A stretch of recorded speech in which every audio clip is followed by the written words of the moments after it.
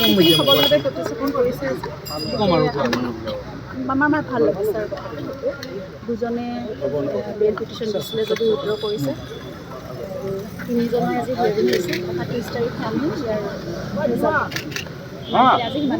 চৰকাৰী পক্ষৰ যুক্তিসমূহ তেওঁ যিটো যুক্তি যুদ্ধ সেইবোৰ শুনি আপোনাৰ আত্মবিশ্বাস বাঢ়িছিল যে গোচৰটো ভাল হ'ব।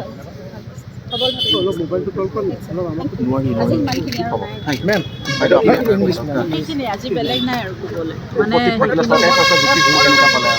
জুবিন গাৰ্গৰ সবলভাৱে তেওঁলোকে যুক্তিখিনি দিছে আৰু সেইখিনি ভালে লাগিছে দেখি পেলাই আমি এতিয়া 30 তাৰিখে পাম আৰু ডিচিশ্যনটো দিব।